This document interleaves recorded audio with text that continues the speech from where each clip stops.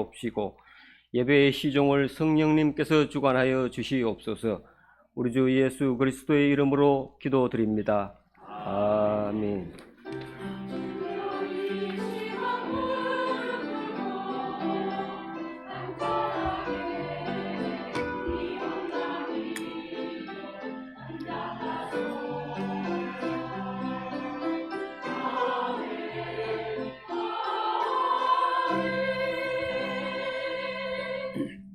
하나님 말씀 창세기 49장 1절에서 7절입니다.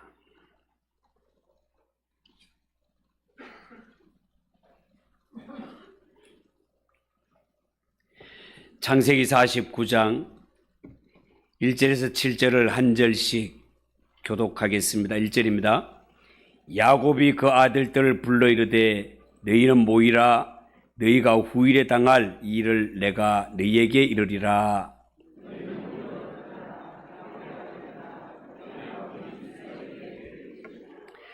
르우벤아, 너는 내 장자요 내 능력이요 내 기력의 시작이라. 위풍이 월등하고 권능이 탁월하다마는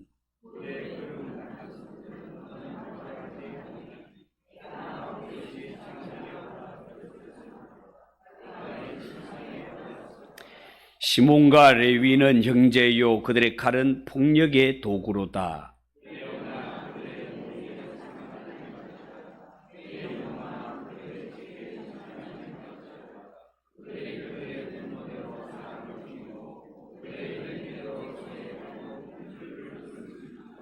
같이 읽읍시다. 그 노여움이 혹독하니 저주를 받을 것이요 분기가 맹렬하니 저주를 받을 것이라. 내가 그들을 야곱 중에서 나누며 이스라엘 중에서 흩으리로다. 아멘. 찬양을 받으신 하나님께 영광의 박수를 올려드리겠습니다. 옆에 분들과 인사합시다. 잘 오셨습니다. 은혜 받읍시다. 자, 오늘은 읽은 이 말씀을 가지고 아들들을 축복하는 야곱, 아들들을 축복하는 야곱, 그런 제목으로 말씀을 전하겠습니다. 여러분, 혹시 우리나라의 유명했던 코미디언 황제였던 이주일 씨를 기억하십니까? 못생겨서 죄송합니다. 특유의 익살스러운 표정과 재치 넘치는 입담으로 한 시대 국민들에게 큰 웃음을 선사했던 코미디의 황제였던 이주일 씨. 2002년 8월 62세의 나이로 세상을 떠났습니다. 지금 와서 보니까 제 나이. 그때 방송에는 막 머리가 어렵고 굉장히 할아버지인 줄 알았는데 제 나이 때 세상을 떠났습니다. 그런 인기가 많은 연예인이었지만 평소에 담배를 많이 피웠습니다. 젊은 시절과 연예인이 되고 나서 오랜 무명 생활로 인해서 고생을 많이 했지만 나중에 일이 폭파 사건을 계기로 해서 하춘화를 살린 그 일을 계기로 일약 스타가 되고 나중에는 국회의원이 되어서 의정활동까지 했던 분이시기에 소위 성공했다면 성공한 사람이기도 했습니다. 그런데요, 매일 몇 갑씩 피워대던 담배가 원인이 되어서 한창 스타일 때 폐암으로 세상을 등지고 말았습니다. 그가 죽기 전에 내가 1년만 먼저 담배를 끊었다면 살 수 있었을 텐데 하면서 금연 캠페인을 벌여 우리에게 많은 웃음과 감동을 주기도 했지만 특히 금연의 소중함을 일깨워 주기도 했습니다. 여러분, 그러고 보면 사람은 살아가면서 수없이 시행착오를 많이 경험하는 존재인 것 같습니다. 그런 면에서 우리가 앞서간 사람들의 행적을 살펴보면서 그들의 교훈과 당부를 마음에 새기는 것은 우리가 인생을 살아갈 때 굉장히 유익한 일이라 생각됩니다. 왜냐하면 앞서간 그분들은 우리가 가보지 않았던 길을 먼저 갚아왔기 때문에 그렇습니다. 우리가 하나님을 섬기는 일에도 마찬가지입니다. 앞서간 믿음의 열조들이 남긴 교훈과 책망은 순례자의 길을 가고 있는 우리에게 얼마나 유익한 길잡이가 되는지 모릅니다. 여러분, 오늘 살펴본 이 야곱이 죽음을 앞두고 아들들에게 축복하는 이 내용들을 보면 참 재밌는 것이, 야곱이 어떤 아들에게는 그야말로 넘치는 복을 빌어주는 이런 자식들이 있는가 하면, 어떤 아들에게는 이게 축복인지 저주인지 헷갈리는 말씀을 선포하고 있더라는 것입니다. 여러분, 실제로 죽음을 앞두고 임종할 때 마지막으로 그 자식들 앞에 선포하는 말 한마디 한마디가 얼마나 신중하겠습니까? 야곱이 바로 임종을 앞두고 이 자녀들에게 한마디 한마디 축복을 비는 것이 농담이 섞이겠습니까? 그렇지 않습니다. 앞으로 되어질 일을 너희에게 내가 고한다라고 그렇게 말씀했습니다. 그 말씀을 한번 하나둘 살펴보도록 하겠습니다. 첫 번째 우리가 살펴볼 것은 야곱의 맏아들인 르우벤, 모든 은혜와 능력을 쏟아버린 인물이라는 겁니다. 여러분 1절 한번 보세요. 1절. 야곱이 그 아들들을 여러분들이 한번 읽어보세요. 1절 시작.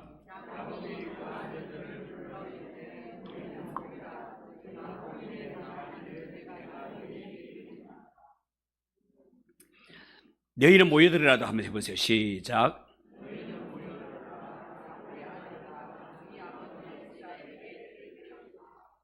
아멘.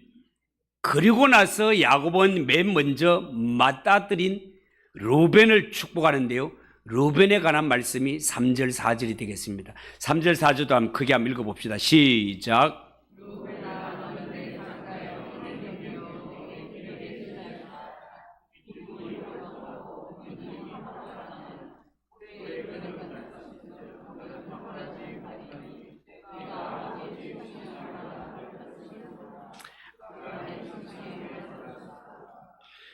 아멘. 자, 여러분 이 말씀을 보면 야곱의 맏아들인 르우벤은 어렸을 때부터 아주 똑똑하고 유능했던 것 같습니다. 하나님의 언약을 간직한 이 야곱의 집안의 맏아들로 전혀 손색이 없는 아들인 것 같습니다. 야곱은 그를 가리켜 나의 능력이요 나의 기력의 시작이라고 그렇게 표현했습니다. 자, 그런데 야곱의 맏아들 르우벤에게는 한 가지 문제가 있었습니다. 그게 뭡니까? 성경에 보니까 르우벤이 위풍이 월등하고 권능이 탁월했지만 그러나 물의 끓음 같았은즉 탁월치 못하리라 그렇게 말했습니다. 물의 끓음 같다라는 말이 무슨 뜻이겠습니까? 그야말로 물을 끓였을 때 요동질하는 것입니다. 여러분, 우리가 냄비나 주전자에 물을 담아서 가스레인지 위에 올려놓게 되면 물이 펄펄펄펄 끓지 않겠습니까? 막 한참 끓을 때 보면 밑에서는 거품이 일어나고 그리고 뚜껑은 들썩들썩하면서 빈틈으로는 그냥 수증기가 푹푹 나오는, 그야말로 뭔가 큰일이 날 것처럼 그렇게 끓는 모습이 대단하지 않습니까? 그런데 가스레인지 불을 꺼버리면 어떻게 됩니까? 시간이 지나면 그렇게 대단한 것처럼 보였던 물의 기세가 잠잠하게 아무 일도 없던 것처럼 본 상태로 돌아가게 된단 말이죠. 여러분, 르우벤이 바로 그와 같았습니다. 르우벤은 야곱의 장자로 형제들 사이에 아주 존귀한 위치에 있었으며 누구에게도 뒤지지 않는, 성경은 그를 가리켜 위풍당당했다라고 그렇게 말하고 있습니다. 그런데 이렇게 위풍당당했던 이 르우벤, 이 아들은 하나님 앞에 그만 죄를 지음으로 말미암아 모든 기회와 능력, 다른 사람으로부터 오는 신뢰, 이 모든 것들을 한 방에 다 쏟아버리고 말았습니다. 르벤이 어떤 죄를 지었습니까? 4절에 보면 네가 아버지의 침상에 올라 더럽혔음이로다. 그가 내 침상에 올랐었다. 자, 이런 표현을 하고 있습니다. 여러분, 창세기에 거슬러 올라가면 르벤은 아버지의 첩 스모와 간통을 저지르는 적이 있습니다. 이 한 번의 실수로 아름다운 능력과 기회를 한 방에 탁 쏟아버리고 만 것이에요. 야곱의 축복에 의하면 르벤 이 아들은 앞으로 이스라엘 백성들 가운데 얹혀 사는 것으로 만족해야지 다른 사람들 앞에서 군림하거나 리더가 될 수 없다. 그렇게 말하고 있습니다. 한마디로 이 르벤은 이스라엘 공동체 안에서 그냥 평범하게 살아가야만 하는 입장이 되고 말았습니다. 자, 그런데 여러분, 사람이 세상을 살아갈 때 때로는 평범하게 사는 것도 복이 됩니다. 어쩌면 너무 드러나게 튀는 것도 위험하기 짝이 없단 말이죠. 평범하게 사는 사람은 지나치게 위험한 일에는 접근하지를 않습니다. 그러나 튀는 사람은 위험하다라고 간판을 붙여놓고 경고판을 붙여놔도 가봐야 직성이 풀립니다.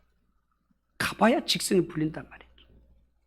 안타까운 것은요, 이렇게 위험 경고판이 있음에도 불구하고 가지 말라 그렇게 하는데도 불구하고 그 위험성을 넘나들면서 남들이 나를 보나 안 보나 이렇게 스릴을 즐기는 자, 어느 한순간에 탁 발목을 붙들릴 때가 있다라는 거예요. 여러분, 보통 세상 사람들은 이런 것을 가리켜서 참 그 사람 끼가 있다, 끼가 많다, 이런 표현을 사용합니다.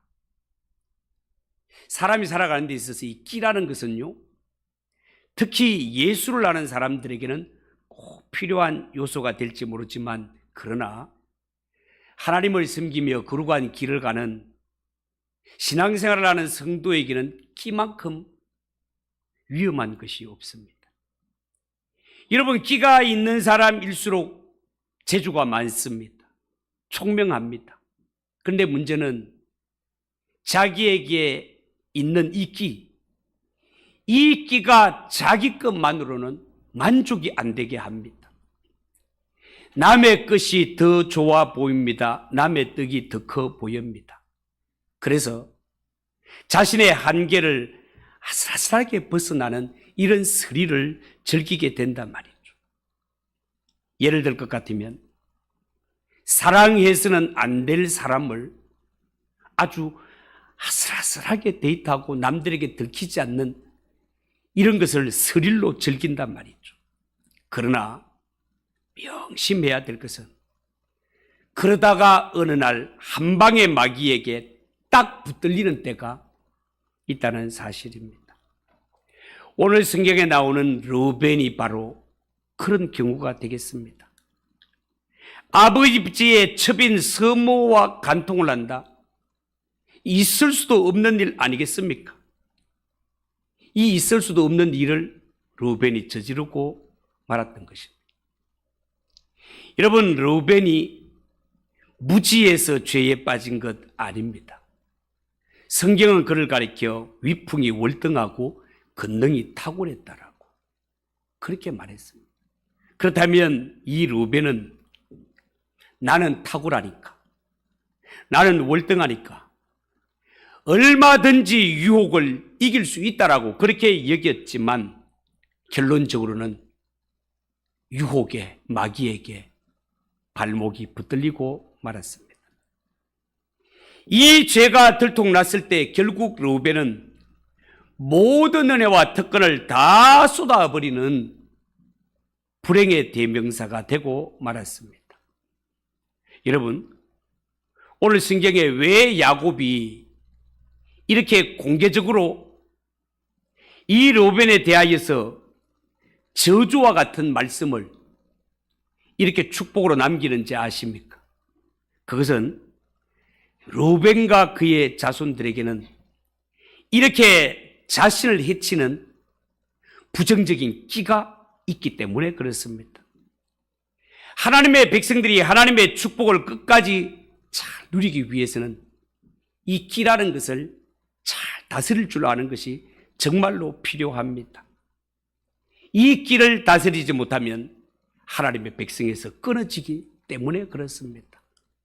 왜 하나님은 이 사건을, 별로 선하지도 않는 사건을 성경에다가 딱 기록해가지고 명문화시켜 놓았을까요? 그것은 후대의 우리처럼 예수 믿는 하나님의 자녀들에게도 이러한 끼가 얼마든지 남아 있을 수도 있기 때문에, 이러한 끼는 말씀으로, 성령으로 잘 다스리는 것이 합당한 줄 알아 말씀에 기록되었다는 사실을 여러분 명심하시고, 이 말씀을 중심으로 우리에게는 이런 끼가 없는지를 한번 잘 돌아보시고, 이런 끼를 성령으로, 말씀으로, 기도의 권능으로 잘 다스리고, 하나님이 주신 은혜와 이 달란트를 잘 간직해서 하나님의 장중에 붙들려 선한 일에 쓰임받는 모두가 되시기를 주님의 이름으로 축복합니다. 두 번째, 오늘 여기 시몬과 레위라는 아들과 관련된 일이 나옵니다. 자, 그런데 야곱에게 있어서 시몬과 레위라는 아들은 안타깝게도 죄 짓는 일에 하나가 되는 인물이었습니다. 여러분, 이 시몬과 레위, 이 두 아들은 평상시에 뜻이 잘 맞는 그런 형제였습니다. 여러분, 사람이 살아가는 데 있어서 뜻이 잘 맞는다는 것은 분명히 좋은 일입니다. 그런데 문제는 좋은 일에 뜻이 하나가 되는 것은 정말 좋은 일인데, 나쁜 일의 뜻이 하나가 잘 되는 것은 피차의 불행한 일이단 말이에요. 여러분, 우리 성경에 나오는 시몬과 레위는 어떤 사람입니까? 불행하게도 나쁜 일에 하나가 잘 되는 자들이었습니다. 그래서 야곱의 축복을 보면 이 아들들도 저주 같은 축복을 받게 되는 것을 보게 됩니다. 5절, 6절 여러분 한번 읽어보세요. 5절, 6절 시작.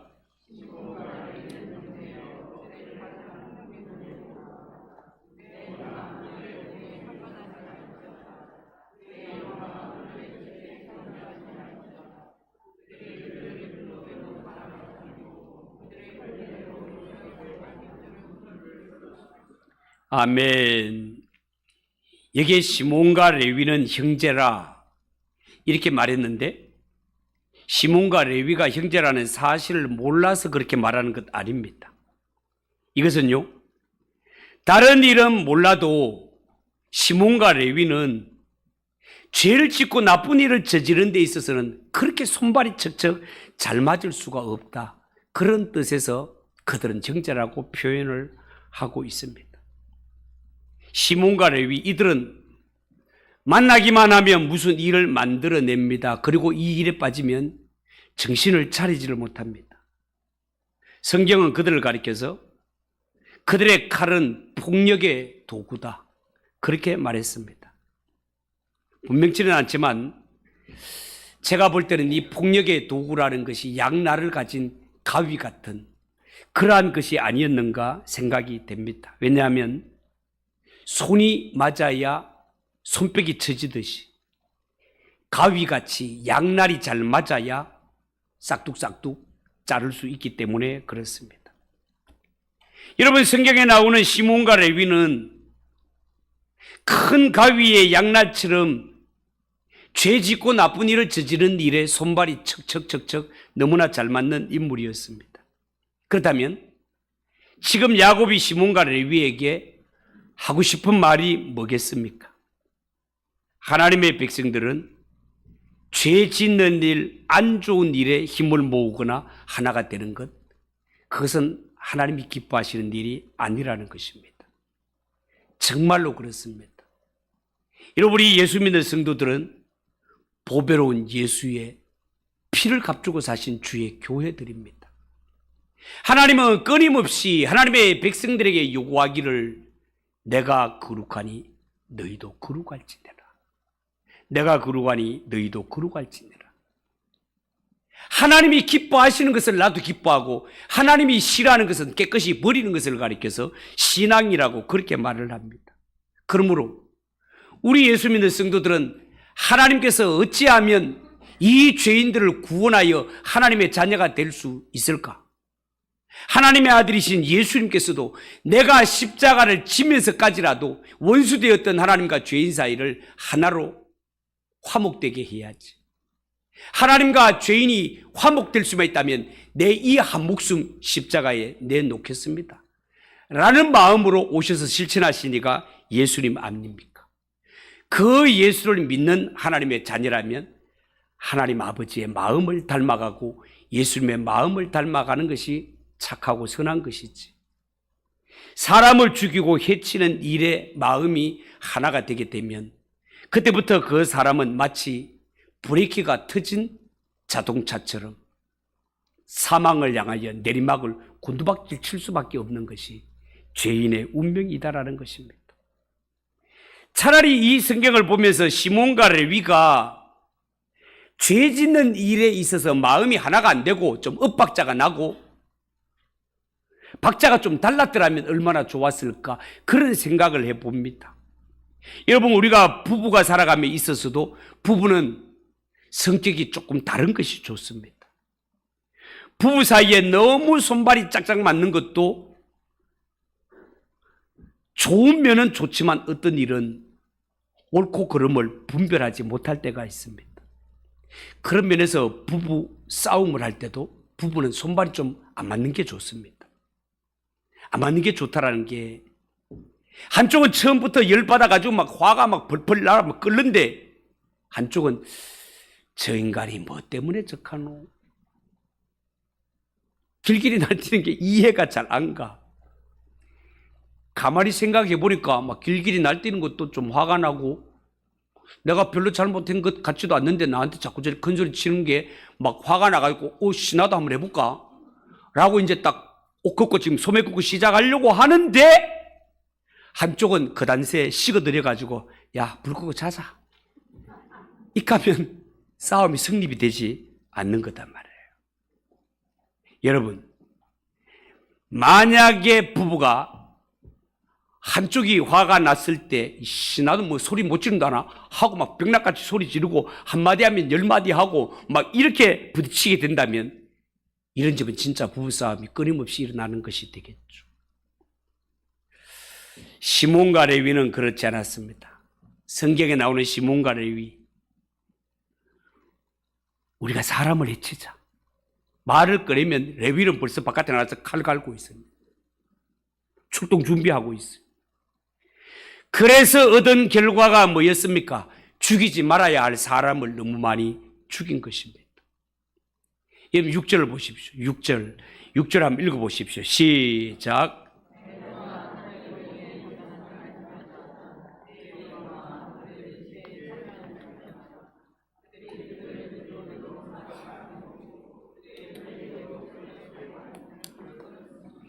아멘.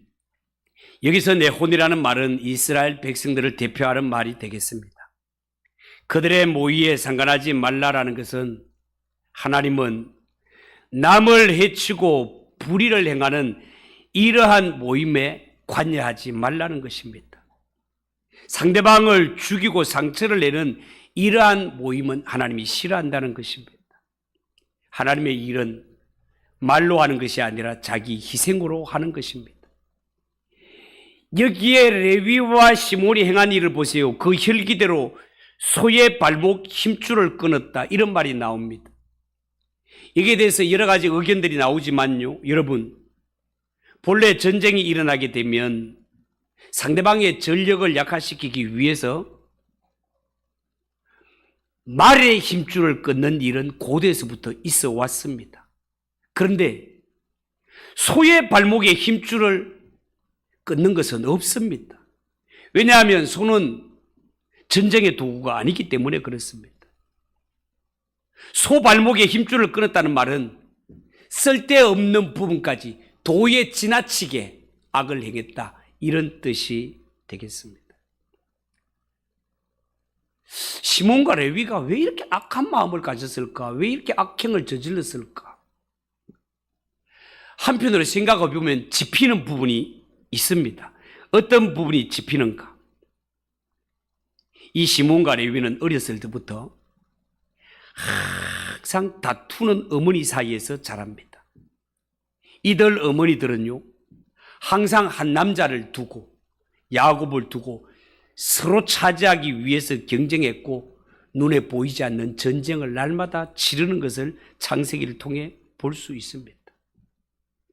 이런 틈바구니 속에서 어머니의 충분한 사랑을 받지 못하고 자랐을 것 뻔한 일이고, 결국은 문제 부모가 문제 아이를 만들어내는 것을 말씀을 통해 본단 말입니다.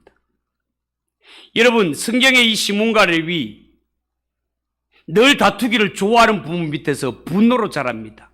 그래서 이 열등감이 있는 아이들끼리 만나게 되면 쉽게 의기투합을 하는 것을 보게 됩니다. 마음의 상처를 가진 자들, 열등감을 가진 자들, 이들이 만나게 되면 쉽게 마음을 하나를 이루게 되는데, 문제는 선한 일의 마음이 하나가 되는 것이 아니라 죄 짓는 일의 마음에 쉽게 하나가 되더라는 것입니다. 여러분, 그 증거로 독일 사람들을 한번 살펴보도록 하겠습니다. 여러분, 독일 사람들이 세계 제1차 대전에서 패전하고 나서 배상금 문제로 어려움을 겪을 때, 그때 당시 독일 경제는 유대인들이 장악하고 있었습니다. 독일인들은요, 유대인들에게 일종의 열등감을 가지고 있었습니다. 이럴 때에 히틀러라는 인물이 등장하자 그들은 금세 하나가 되어버립니다. 그래서 저지른 결과가 뭔지 아십니까? 무모한 전쟁을 또 일으키게 되고 600만 명의 유대인들을 학살해 버립니다. 이렇게 열등감 있는 사람들끼리 뭉치게 되면 사고를 치게 되어 있단 말이죠. 야곱이 이들을 향해서 어떤 축복을 선포합니까? 7절입니다. 7절을 보십시오. 같이 한번 읽어볼까요? 시작. 그 노여움이 혹독하니 저주를 받을 것이요 분기가 맹렬하니 저주를 받을 것이라. 내가 그들 야곱 중에서 나누며 이스라엘 중에서 흩으리로다. 겉으로 볼 때는 이것이 축복이 아니라 저주인 것처럼 그렇게 보입니다. 그러나 사실 알고 들어가 보면 이 말씀도 축복이 됩니다. 왜냐하면 시몬과 레위는 서로 흩어지는 것이 사는 길이기 때문에 그렇습니다. 시몬과 레위는 만나면 안 됩니다. 만나면 죄를 짓습니다. 악을 행하게 되어 있습니다. 이들은 흩어지는 것이 사는 길이다 말이죠. 여러분, 성경에 보면 하나님은 시몬 지파를 출애굽기 이후에 레위기, 민수기, 신명기를 쭉 흘러가면서 보면 시몬 지파는 계속해서 작게 축소되게 하는 것을 보게 됩니다. 출애굽 당시에 인구 조사를 하지 않습니까? 그때 시몬 지파는 다른 지파와 규모가 비슷했습니다. 그런데 가나안 땅에 들어갈 때 인구 조사한 것을 보면 시몬 지파는 다른 지파보다 15,000명 이상이나 줄어드는 것을 보게 됩니다. 여러분, 출애굽할 때는 사람이 많아봐야 가나안 땅 분배받는데 별 도움이 안 됩니다. 실제로 가나안 땅을 분배받는 것은 두 번째 인구 조사를 기점으로 분배받기 때문에 그렇습니다. 그런데 두 번째 인구 조사에서 시몬 지파는 눈에 확 띄도록 숫자가 줄어드는 것을 보게 됩니다. 나중에는 아예 유다 지파에 편입될 정도로 줄어들게 되는 것을 보게 됩니다. 어쩌다가 시몬 지파가 이렇게 된 것일까요? 그들은 하나님 앞에 작아지는 것이 사는 길이기 때문에 그렇습니다. 커지면 커질수록 자신도 해치고 남을 해치기 때문에 그렇습니다.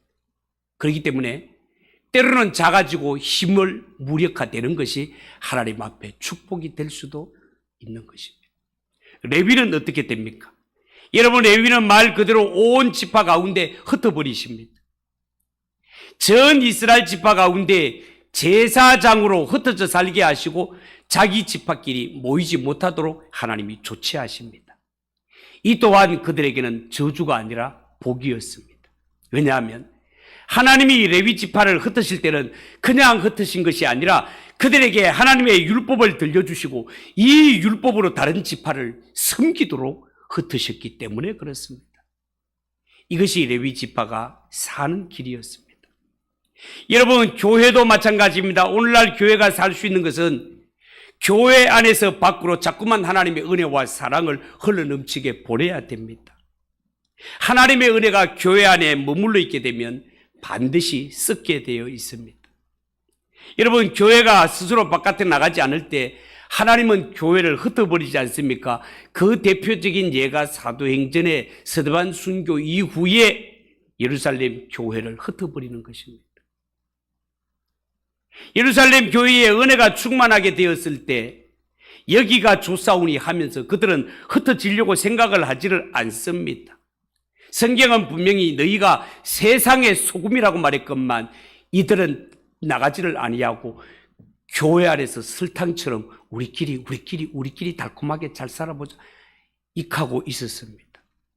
그럴 때 스데반의 순교로 말미암아 교회에 핍박이 일어나게 되고 이 핍박의 결과 온 사방으로 성도들이 흩어지게 되고 그 결과 그들은 가는 곳마다 복음을 전하고 가는 곳마다 교회를 세우는 것을 말씀을 통해 깨달을 수 있습니다. 이처럼 레위 지파는 율법을 가지고 흩어지는 것이 살 길이단 말이죠. 사랑하는 성도 여러분, 하나님께서 주시는 것을 아멘으로 받으면 복이 아닌 것이 없음을 믿으시기 바랍니다. 오늘 야곱의 아들들을 축복하는 이 모습을 보면서 하나님이 과연 나에게 주신 달란트와 은혜와 복은 무엇인지를 살펴보시고 그 은혜에 대하여 감사하며 이것을 잘 활용하여서 하나님께는 더 큰 영광을, 온누리엔 더 큰 사랑을 증가하며 살아가는 저와 여러분 되시기를 주님의 이름으로 축복합니다. 기도하겠습니다. 하나님 아버지, 은혜를 감사합니다. 오늘 하나님 야곱의 아들들을 두고 축복하는 이 내용을 보면서 감사함으로 받으면 버릴 것이 없는 하나님의 은혜와 복을 새겨보았습니다. 우리가 하나님께 받은 은혜와 복이 무엇인지를 하나님 찾아볼 수 있게 하시고 하나님이 주신 이 모든 은혜를 선용하며 위로 하나님께 영광 돌리며 이 땅에 하나님의 사랑을 널리 증가하며 살아가는 우리 모든 성도들 되게 하옵소서. 예수님의 이름으로 기도하옵나이다. 아멘. 370장 찬송하겠습니다.